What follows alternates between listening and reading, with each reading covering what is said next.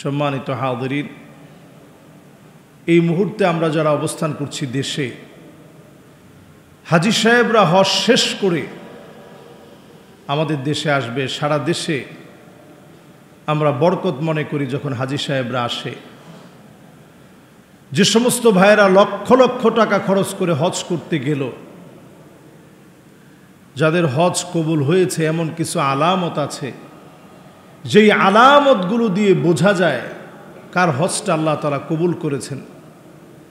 লম্বা 40 দিন সময় আপনি কাটালেন, 30 দিন সময় আপনি ব্যয় করলেন আল্লাহর ঘরে, মদিনাতুল মুনাওয়ারায় আপনি গেলেন, মোবারক সময়গুলো পেলেন।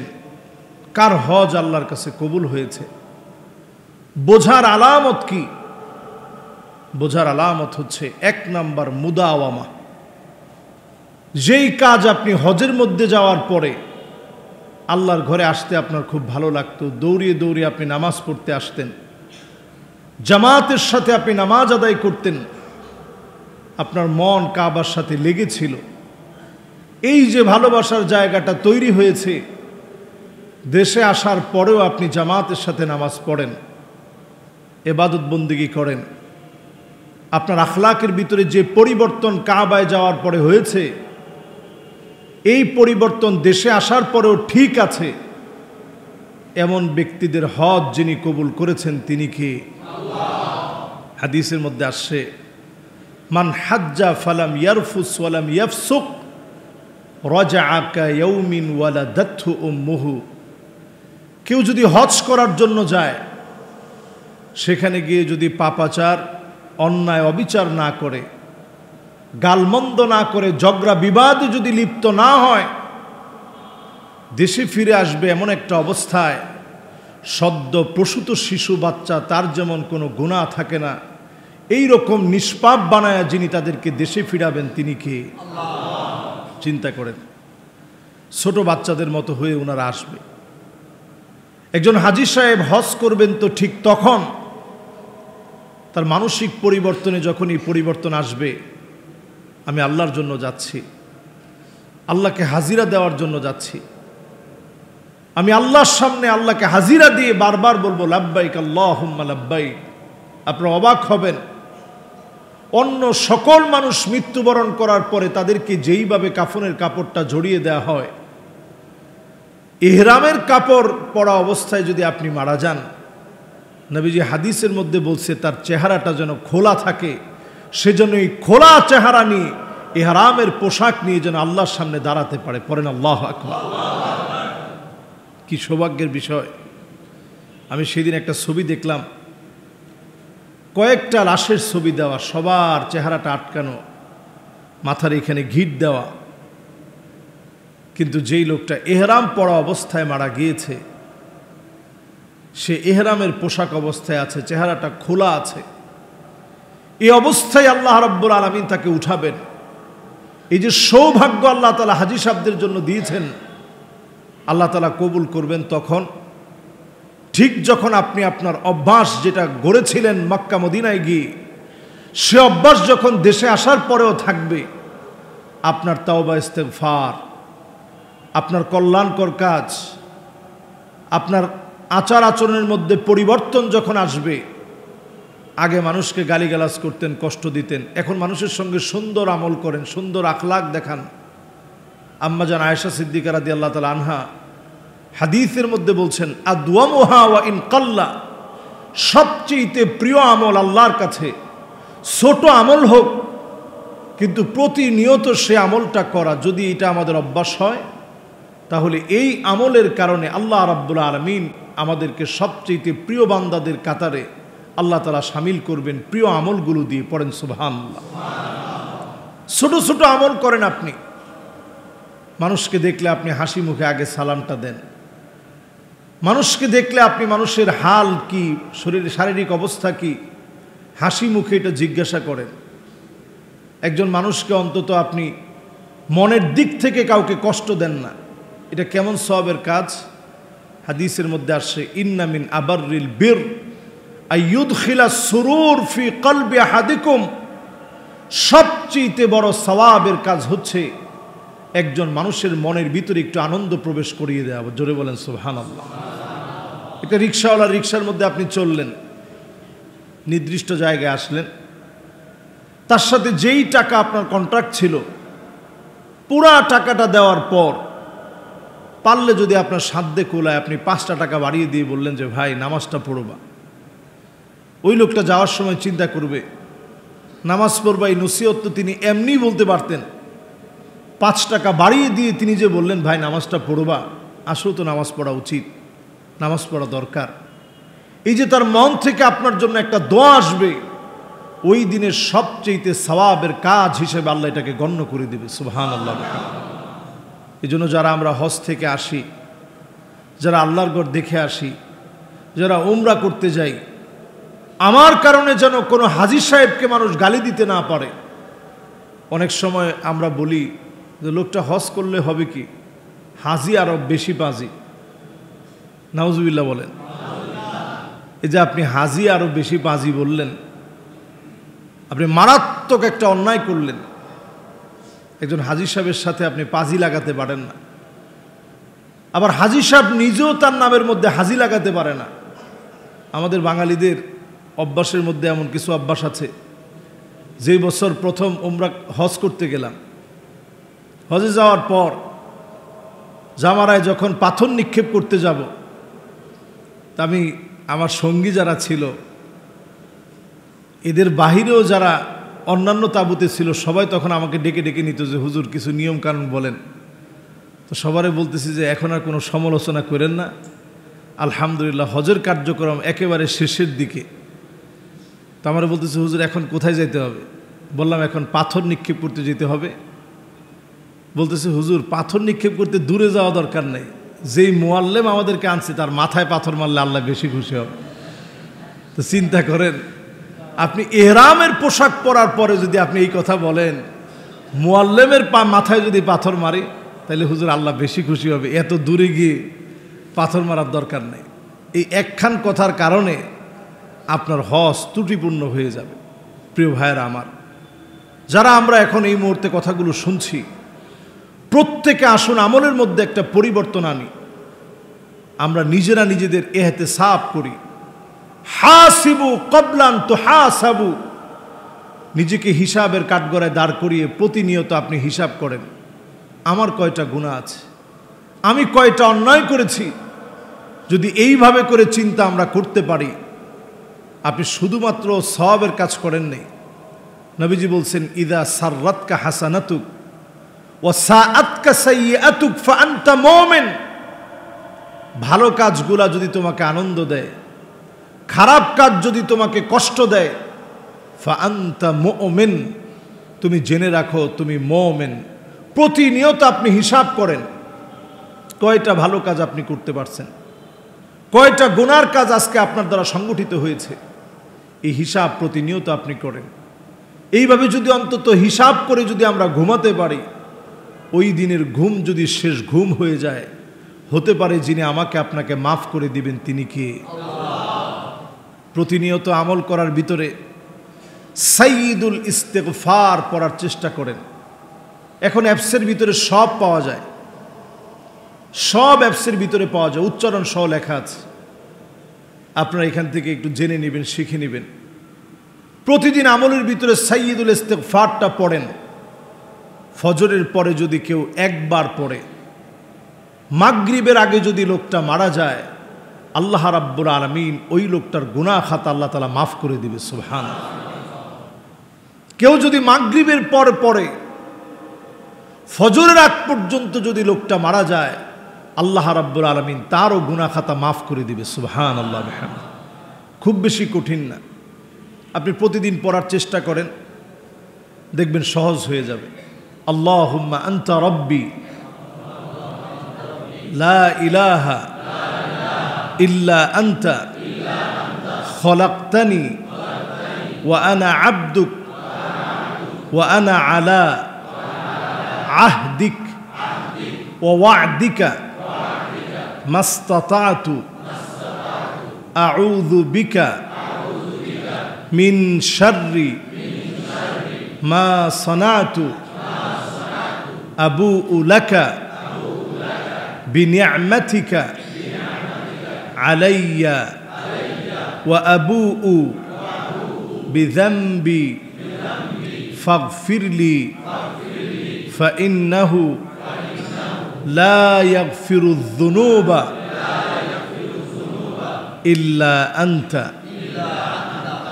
প্রতিদিন একটু প্র্যাকটিস করেন, শুনে শুনেই প্রথম বলেন, দেখবেন সহজ হয়ে যাবে। ফজরের পর যদি আপনি পড়তে পারেন, মাগরিবের আগ পর্যন্ত যদি মারা যান, আল্লাহ তাআলা ওই বান্দার গুনাহ খাতা আল্লাহ তাআলা মাফ করে দিবেন। আবার মাগরিবের পর যদি আপনি পড়েন, ফজরের আগ পর্যন্ত যদি আপনি মারা যান, আল্লাহ রাব্বুল আলামিন আপনারও জীবনের গুনাহ খাতাগুলা মাফ করে দিবে। সুবহানাল্লাহ। আমরা আমাদের জীবনের গুনাহ থেকে মাফ চাই তো? দুনিয়ার জীবন কখনকার শেষ হয়ে যাবে আমরা কেউ জানি না।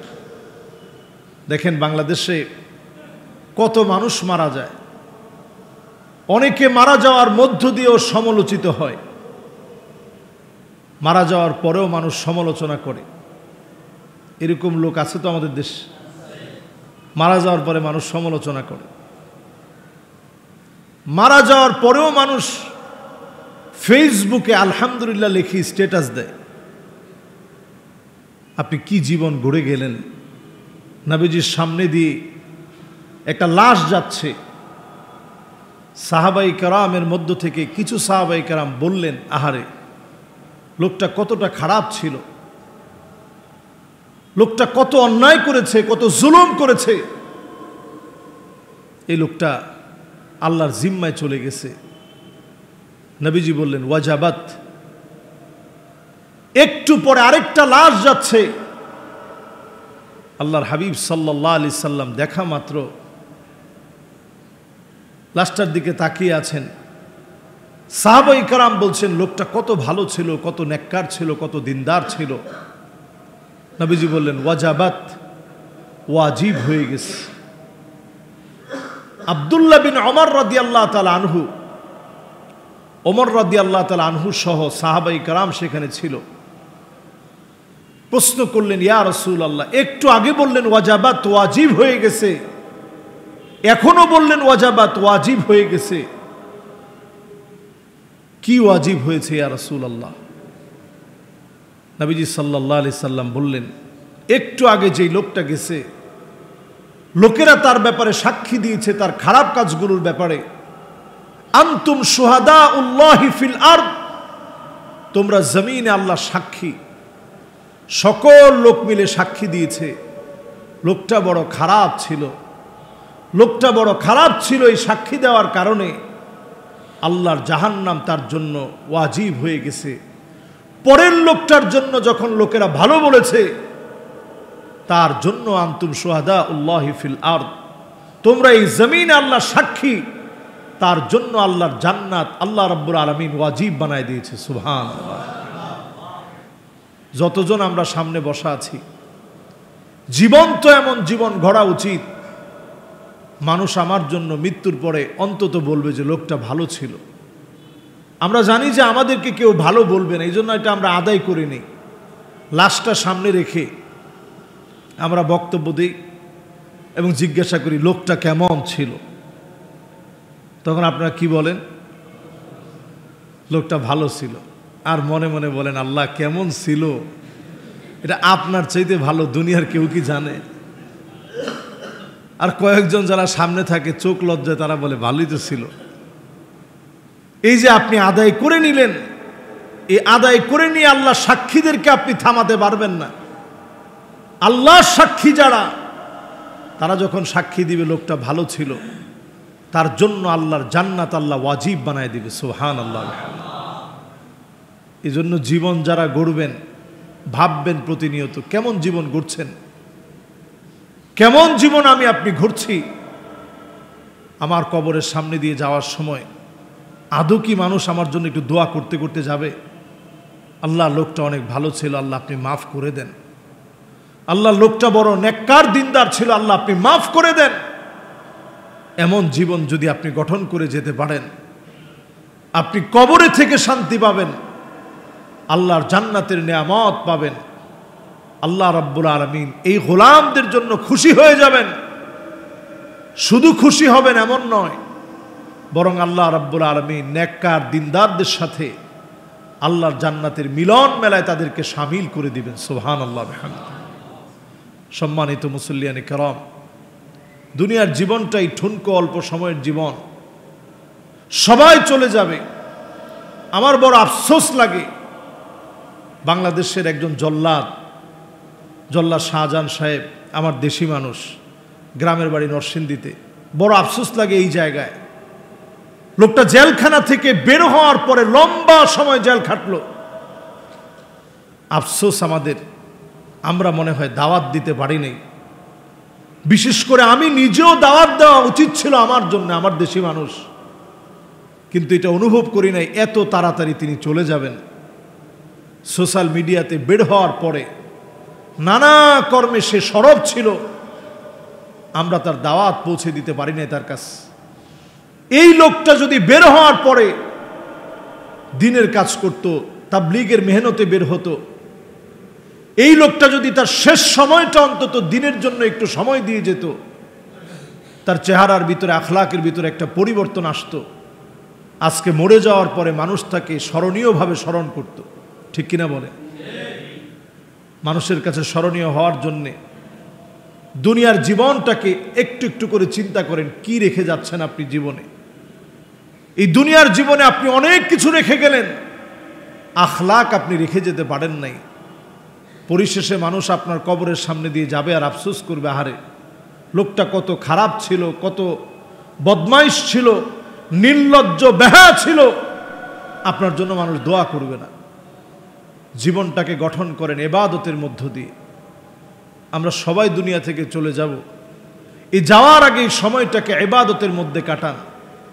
আখিরুজ জামান, শেষ জামানার এই সময় মানুষের ভিতরে যখন কুরুচি বেড়ে যাবে, মানুষের মধ্যে যখন ইবাদতের মানসিকতা কমে যাবে, শিক্ষাঙ্গন যখন শিক্ষাহীন হয়ে পড়বে, প্রত্যেকটা জায়গায় যখন আপনি নৈতিকতার অভাব দেখবেন, দুর্নীতি দেখবেন, এই সময়টা বড় ভয়াবহ কাটবে। এই সময়ের ভিতরে ঈমান রাখা এত কঠিন হবে, আগুন হাতের ভিতরে রাখা যত কঠিন হবে, এর চেয়ে বেশি ঈমান রাখা কঠিন হবে।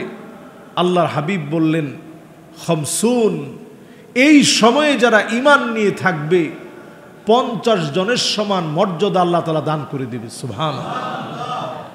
সাহাবায়ে কেরাম প্রশ্ন করলেন, খমসুনা মিনহুম, 50 জন কি তাদের 50 জনের সমান?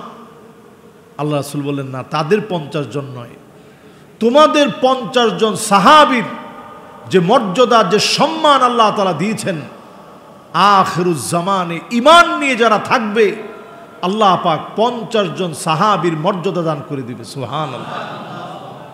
স্বাভাবিক কথা না, সাধারণ কথা নয়। আখিরুজ জামানে ঈমান নিয়ে টিকে থাকা, মানুষ যখন নিজেদেরকে নির্লজ্জ বেহায়া প্রমাণ করার জন্য ব্যস্ত হয়ে পড়েছে, এই সময় একটু আখিরাত নিয়ে ভাবা। আপনার বয়স হয়ে গিয়েছে, আপনি আখিরাত নিয়ে ভাবেন। নবীজি সাল্লাল্লাহু আলাইহি সাল্লামের উম্মত হায়াত পাবে বাইনা 60 ওয়া 70, 60 থেকে 70-এর মাঝামাঝি হায়াত পাবে। 60-70 বছরের হায়াত ফুরিয়ে যাবে হঠাৎ করে, আপনি টেরও পাবেন না।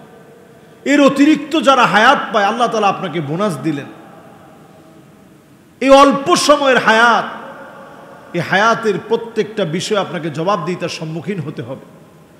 লাতুসআলুন্না ইয়াউমাইযিন আনিন নাঈম, যত নিয়ামত আপনি পেয়েছেন সব নিয়ামতের ব্যাপারে জিজ্ঞাসিত হতে হবে।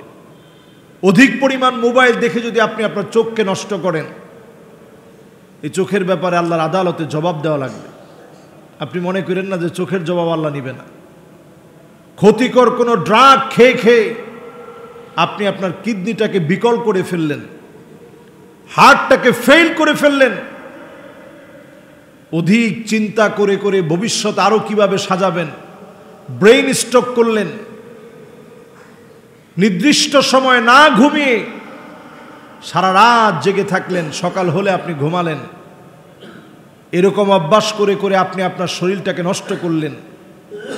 এরকম যারা করবেন আল্লাহর আদালতে জিজ্ঞাসিত হতে হবে, এই সব দিয়েছেন কে? সুস্থ সুন্দরভাবে আপনাকে আল্লাহ তাআলা বানিয়েছেন। এই সব ব্যাপারে আল্লাহর কাছে জিজ্ঞাসিত হতে হবে। আল্লাহর আদালতে সেদিন সম্মানিত হবে আল্লাহর এমন কিছু গোলাম, দুনিয়ার জীবনে যারা নিজেদেরকে ব্যতিক্রম বানিয়েছে। আত্তাইবুনাল আবিদুনাল হামিদুন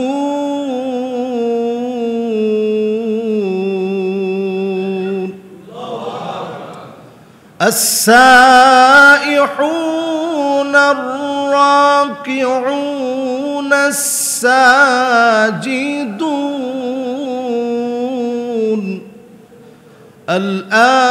الآمرون بالمعروف والناهون عن المنكر والحافظون لحدود الله وبشر المؤمنين।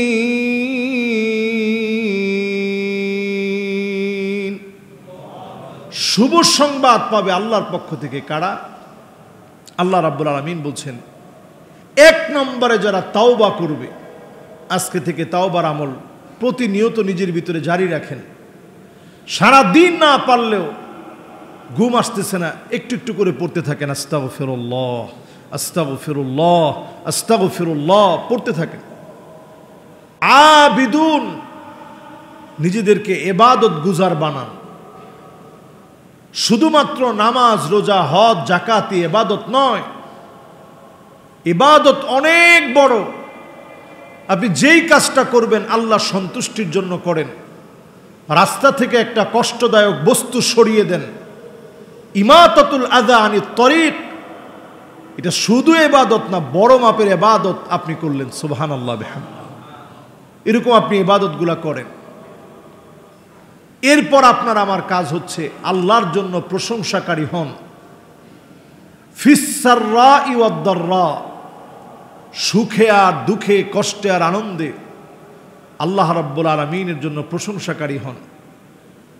সুখে দুঃখে যদি প্রশংসা করতে শিখেন, আল্লাহর জান্নাতের অন্য কোনো কাতারে নয়, 120 কাতারের ভিতরে জান্নাতের প্রথম কাতারের মেহমান আল্লাহ আপনাকে বানায় দিবে। সুবহানাল্লাহ।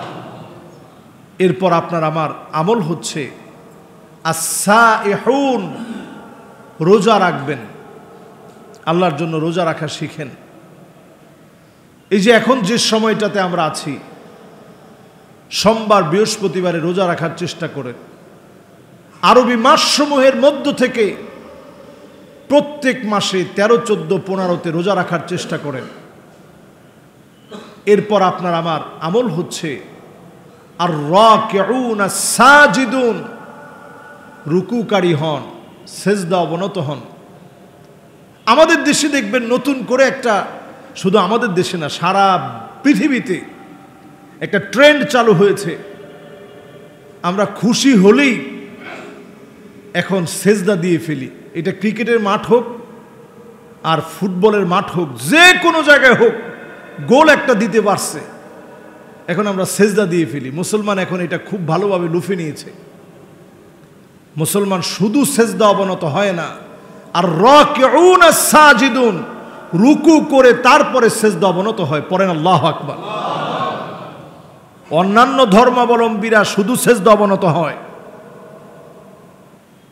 কথা বুঝতেছেন? আপনারা হিন্দুদেরকে দেখবেন, বাবা সানুদার সামনে, হিন্দুদের বড় বড় বাবাদের সামনে তারা দেখবেন পায়ের নিচে সেজদা অবনত হয়, কিন্তু রুকু কেউ করে না।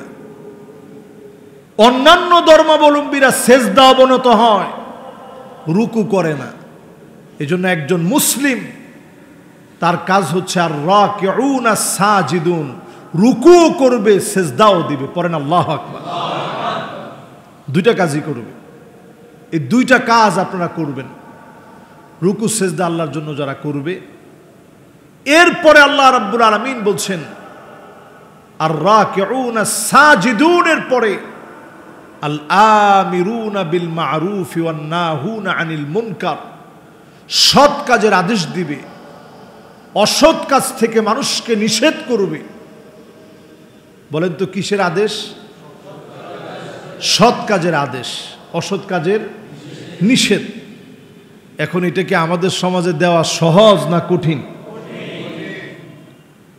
মুরব্বীরা একটু জোর গলায় বলছে যে হুজুর কঠিন, এবং যারা বলছে এখানে অধিকাংশ লোক কিন্তু বাড়িওয়ালা। আমাদের দ্বিতীয় তলায় যারা বসে, বাড়িওয়ালারাই বেশি দ্বিতীয় তলায় বসেন, আগে ভাগে ওনারা আসেন।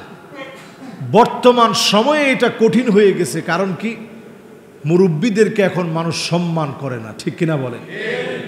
এটা নবীজির উম্মতের আলামত নয়। আপনি মুরব্বীদেরকে সম্মান দিবেন না, এটা নবীজির উম্মতের আলামত নয়। আবার ছোটদেরকে আপনি আদর করবেন না, এটাও নবীজির সুন্নতের আলামত নয়। উম্মত হওয়ার জন্য বড়দেরকে যেমন সম্মান, ছোটদেরকে ঠিক তেমন স্নেহ লাগবে।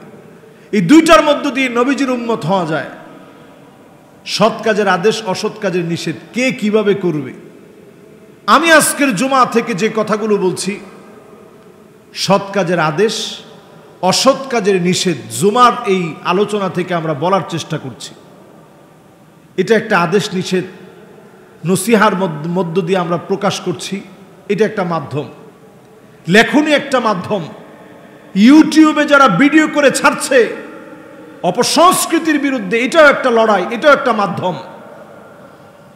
আরেকটা মাধ্যম হচ্ছে সরকারের হাতে। কাদের হাতে? সরকারের হাতে। ধরুন আপনি আমাদের মুগদায় যে কোনো একটা জায়গায় মদ খাইতেছি কিছু কিশোর, ইয়ং জেনারেশন অথবা মাঝবয়সী, নাহলে ইয়ংরা ভাববে যে হুজুর শুধু খালি ইয়ংদের কথা বলছে।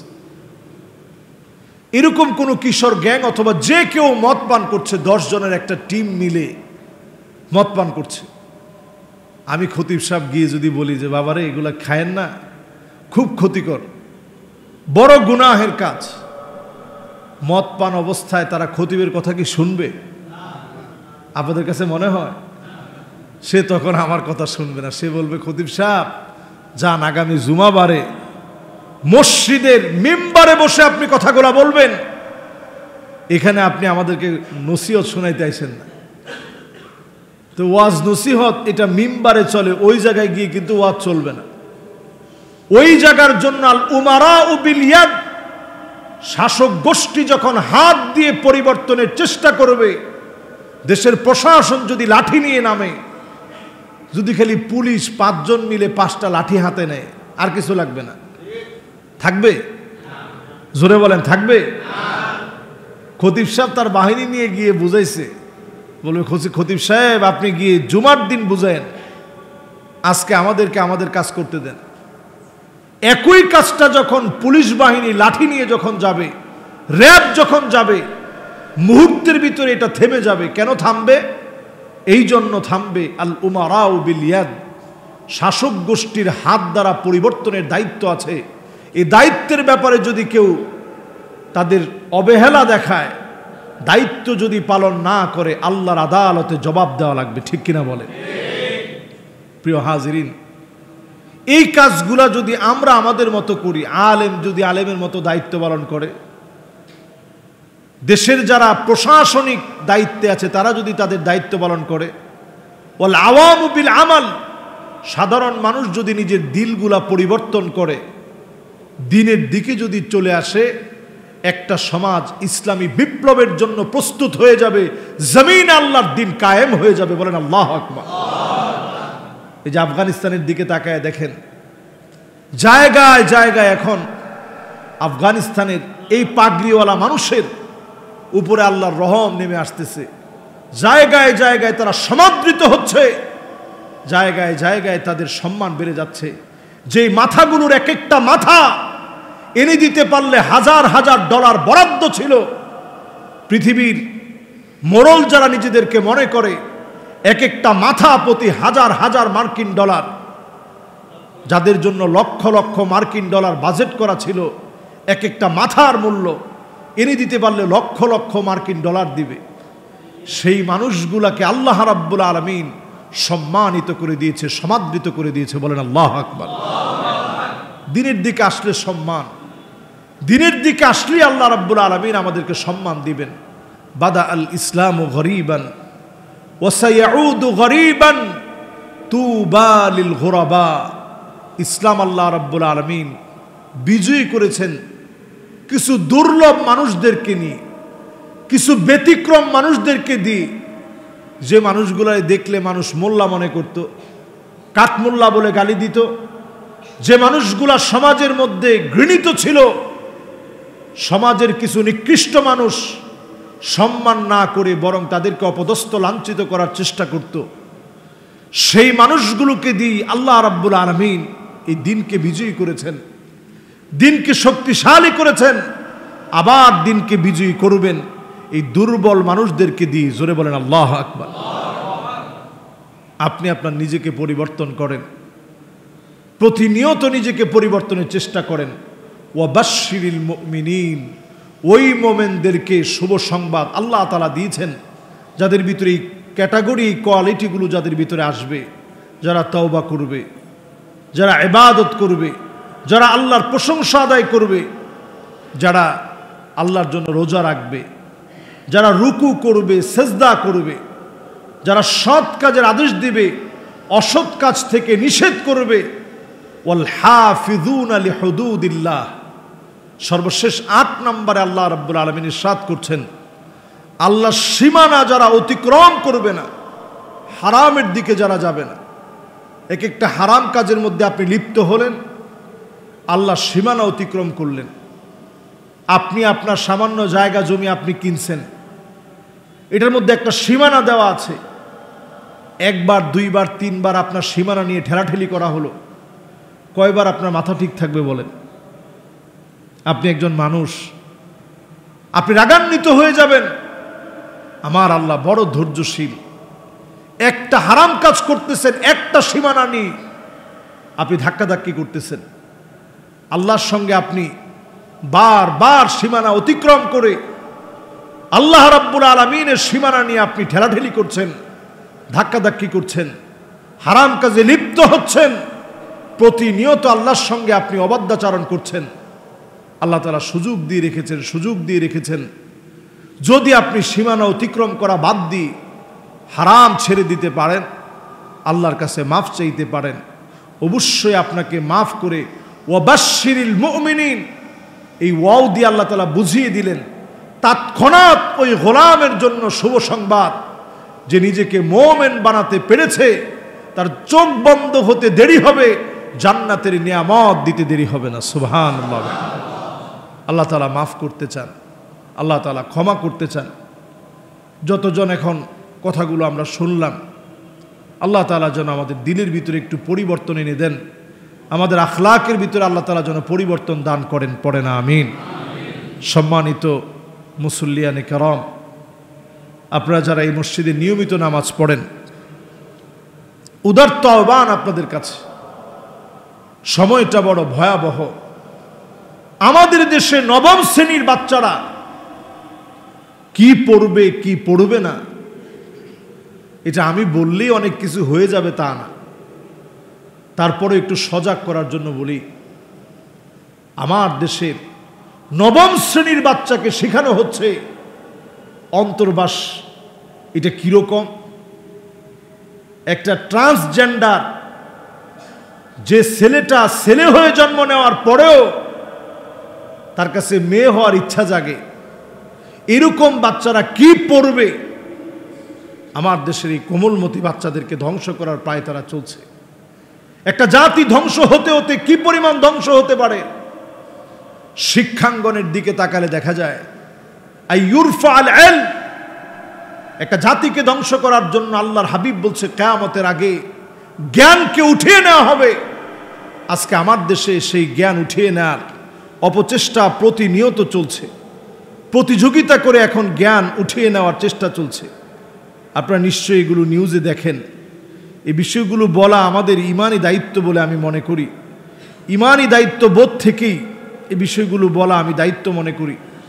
সে দায়িত্ব থেকে এই কথাগুলো যদি না বলি কেমন যেন আমাদের বাচ্চাদেরকে আমরা ধরে রাখতে পারবো না। আজকে আপনি ইউরোপের দিকে তাকায় দেখেন, LGBTQ এই পুরো সংস্থা, যারা ট্রান্সজেন্ডার, লেসবিয়ান, গে, এই সমস্ত বিষয়কে যারা প্রোপাগান্ডা হিসেবে যারা ছড়িয়ে দিচ্ছে, আজকে সমস্ত মিডিয়া তাদের হয়ে কাজ করছে, বড় বড় NGO গুলো তাদের হয়ে কাজ করছে। সাধারণ ধর্মপ্রাণ মুসলমান আমরা প্রতিবাদ করলেও দেশের মগজ যাদেরকে বলে মনে করা হয়, তাদের অনেকেই টাকা খেয়ে আমার দেশের মুসলমানদের শিক্ষা ব্যবস্থাকে ধ্বংস করার জন্য অপতৎপরতায় তারা লিপ্ত আছে। ঠিক কিনা বলে? বাচ্চাদেরকে শেখানোর জিনিস আর আপনি খুঁজে পান না।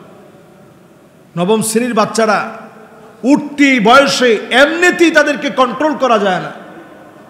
আর এই সময় যদি আপনি একটা QR কোড দিয়ে রাখেন, হাতে হাতে এখন প্রত্যেকের স্মার্টফোন, এই QR কোড দিয়ে সে শুধু সেখানে যাবে না, এই QR কোড দিয়ে সে এমন সব বিষয় দেখবে যেটা তার ঈমান বিধ্বংসী হয়ে যাবে, তার ঈমানকে নষ্ট করতে থাকবে, তিলে তিলে তার ঈমানের মধ্যে জং পড়ে যাবে।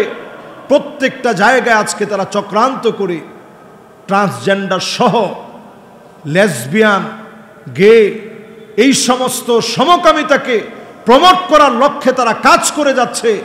এখনই যদি সজাগ না হন, প্রতিবাদ না করেন, আগামী দিনে আমাদের সন্তানদেরকে খুঁজে পাওয়া যাবে না। ঠিক কিনা বলে? আপনি তাকায় দেখেন, 96% মুসলমানের দেশ তাজিকিস্তান, সেখানে হিজাবকে নিষিদ্ধ করা হয়েছে। এটা আমাদের দেশের মতো দেশ না। এই পুরো বেল্ট, তাজিকিস্তান, উজবেকিস্তান, হাজার না লাখ লাখ আলেমদের দেশ, পৃথিবী বিখ্যাত আলেমদের দেশ। ইমাম বুখারী আলাইহির রাহমা, ইমাম মাতুরিদি আলাইহির রাহমা, বুরহানুদ্দিন মারগানানি আলাইহির রাহমা, এরকম হাজারো আলেমদের কথা বলা যাবে।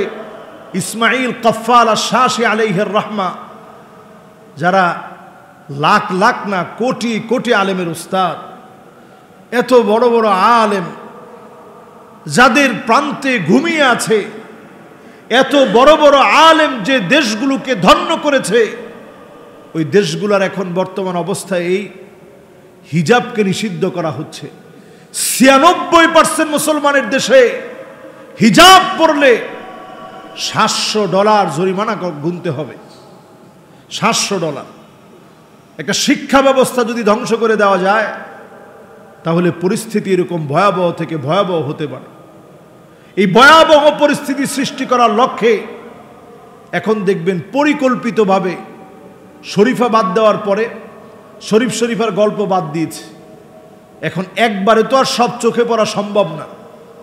যারা এই দায়িত্বে আছে, যেই জায়গায় ত্রুটিপূর্ণ কোনো কিছু ধরা পড়বে, আমাদের দেশের প্রশাসনের দায়িত্ব এদের ব্যাপারে শুধুমাত্র এদেরকে বহিষ্কার করা নয়, আইনানুগ ব্যবস্থা এদের ব্যাপারে নেওয়া উচিত। ঠিক কিনা বলেন? শুধু OSD দিয়ে এদেরকে আপনি সাময়িকভাবে বরখাস্ত করা নয়, বরং এদের ব্যাপারে আইনানুগ সিদ্ধান্ত নেওয়া উচিত।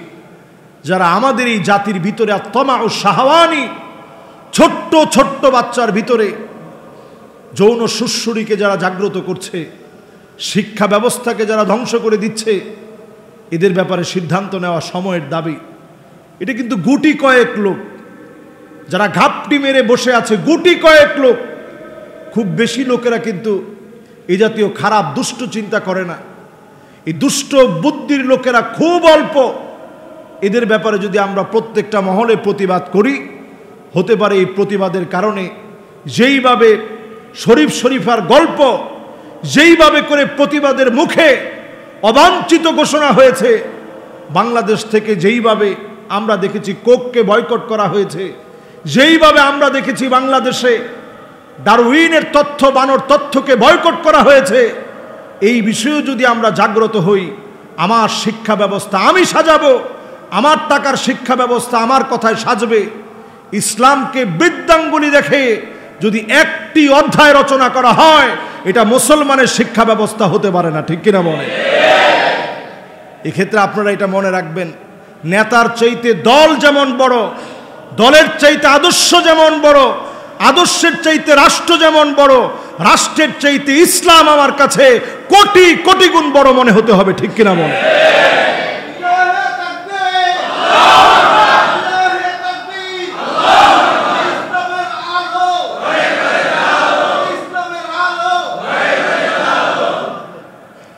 প্রত্যেকটা মুমিনের হৃদয়ে এই বিষয়গুলো কষ্ট লাগে। আপনি দেখবেন ইউরোপের দিকে তাকিয়ে কত সন্তান এমনভাবে হারিয়ে যাচ্ছে। একজন বাবার সামনে একটা সন্তানকে আনা হয়েছে, যে সন্তান তার জেন্ডার পরিবর্তন করেছে, যে সন্তান ছেলে থেকে মেয়ে হয়ে গেছে, যেখানে বাপ যে দেশে সন্তানকে কিছুই বলতে পারে না, ওই দেশের ভিতরে এমন সন্তানকে দেখে বাপ হাওমাও করে কেঁদে ফেলেছে। বাপ যেন নির্বাক হয়ে গেছে যে আমি এই সন্তানের ব্যাপারে কি বলবো, এই সন্তান কেন দুনিয়া আসছিল, আজকে এই সন্তান কেমন করে ছেলে থেকে মেয়ে হয়ে গেছে। তারা এই প্ল্যান প্রোগ্রাম একদিনের জন্য সাজায় নাই, তারা পৃথিবীব্যাপী মুসলমানদের উপর একটা আগ্রাসন চালাবে। কেন তারা এটা হাতে নিয়েছে? কারণ মুসলিম দেশগুলো এতদিন পরে বুঝতে শিখেছে যে শুধু ডলারের বিনিময়ে তেলের লেনদেন এখন বন্ধ করতে হবে। ভারত এখন শুধু স্বর্ণ ক্রয় করতেছে, চীন এখন স্বর্ণ ক্রয় করছে, সারা পৃথিবী এখন ক্রিপ্টোকারেন্সি যখন শুরু হয়ে যাচ্ছে, আমরাই তো এখন সব লেনদেন হয় কিসে? মোবাইলে। কিসে? সব অনলাইনে। এবং আমরা এখন বলি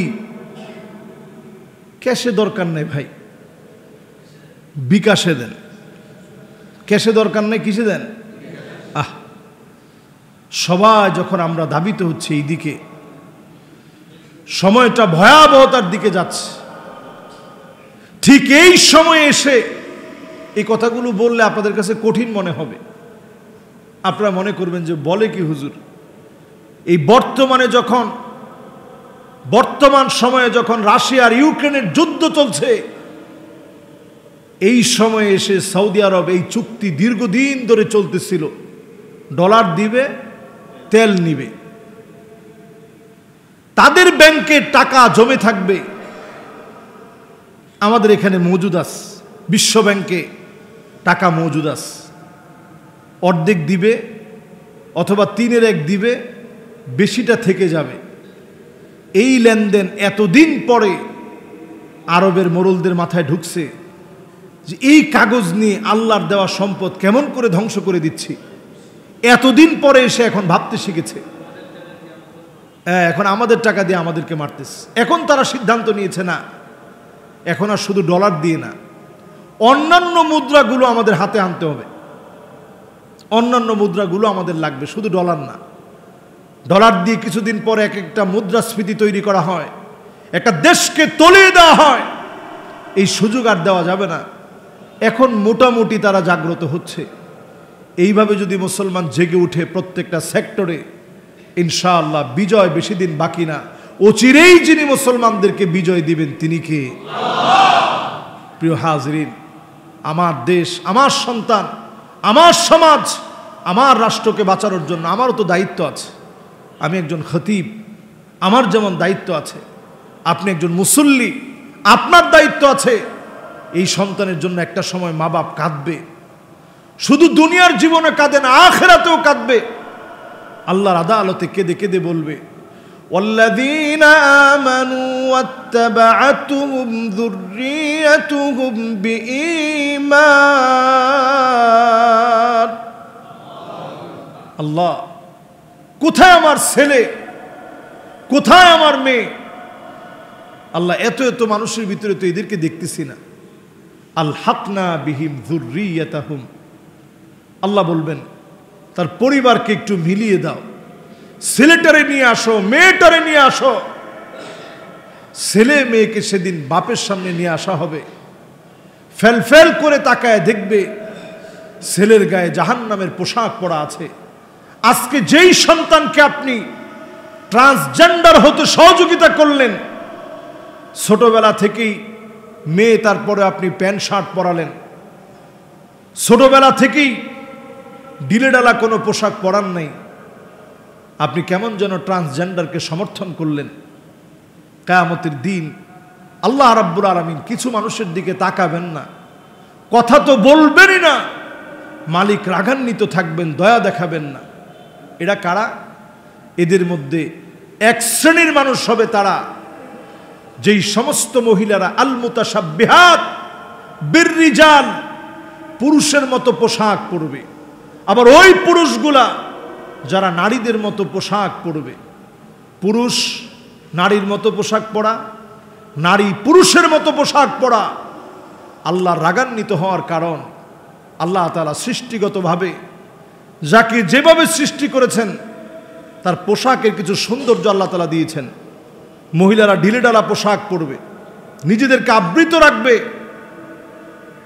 আর পুরুষদেরকে আল্লাহ রাব্বুল আলামিন এক ধরনের পোশাক দিয়েছেন, সেইভাবে পুরুষরা পোশাক পরবে। এই সৌন্দর্য যখন আপনি ভেঙে ফেলবেন, আল্লাহ রাব্বুল আলামিন আপনার উপর রাগান্বিত হবেন। সেদিন কথা বলবেন না, দয়া দেখাবেন না, মায়া দেখাবেন না। এজন্য আমার শিক্ষাঙ্গনে কে কিভাবে আমার শিক্ষাঙ্গন ধ্বংস করার ষড়যন্ত্র করছে, কাদের ফান্ডিং, কোন কোন বিদেশি এনজিও আমার দেশের শিক্ষাঙ্গন ধ্বংস করছে, এ সকল বিষয় নিয়ে সজাগ থাকা দরকার। ঠিক কিনা বলেন? সম্মানিত হাজিরিন, আল্লাহর হস্তে এই সময়ে দিনের বাহিরে যেন কখনো আপনি না চলেন। 5 ওয়াক্ত নামাজকে সবসময় সঙ্গী বানিয়ে নিয়ে নিজের আখলাকের মধ্যে পরিবর্তন আনেন। সন্তানদেরকে নিয়ে মাঝে মাঝে একটু বসার চেষ্টা করেন, সবার সামনে লজ্জা না দিয়ে একাগ্রে আপনার রুমে ডেকে নিয়ে বাচ্চার মাথায় হাত বুলিয়ে আদর করে নসিহত করেন। লোকমান আলাইহিস সালাতু ওয়াস সালাম যে নসিহতগুলো করেছিলেন সূরা লোকমান থেকে পড়ে নেবেন, নসিহত কিভাবে করতে হয়। ইয়া বুনাইয়া লা তুশরিক বিল্লাহ ইন্নাশ শিরকা লাযুলমুন আযীম। ও আমার প্রিয় বৎস, তুমি শিরিক করো না, শিরিক হচ্ছে সবচেয়ে বড় জুলম। এই যে নসিহত শুরু করছে, আগে আল্লাহর হকটা বোঝানোর চেষ্টা করছে, এরপর ওয়ালা তামশি ফিল আরদি মারাহা, অনেকগুলো নসিহত আছে, কয়েকটা যদি উল্লেখ করি। জমিনের মধ্যে অহংকার করে চলো না। ওয়ালা তুসাইর খাদ্দাকা লিন্নাস, মানুষের সামনে থেকে অহংকার নিয়ে তুমি তোমার মুখটাকে ঘুরিয়ে ফেলো না। এরকম আদর করে নসিহতগুলা যখন করলেন, সেই নসিহত আল্লাহর কাছে এত পছন্দ হয়ে গেছে, যুগ যুগ ধরে আল্লাহ রাব্বুল আলামিন ওই নসিহতগুলো আমাদেরকে স্মরণীয় করে রেখেছেন। আমরাও যেন সন্তানদেরকে নসিহত করি, আদর করে নসিহত করবেন। আল্লাহ রাব্বুল আলামিনের কাছে কামনা করি আজকের এই কথাগুলোর উপরে আল্লাহ পাক যেন আমাকে আপনাদের সবাইকে আমল করার তৌফিক দান করেন। পড়েন আমিন।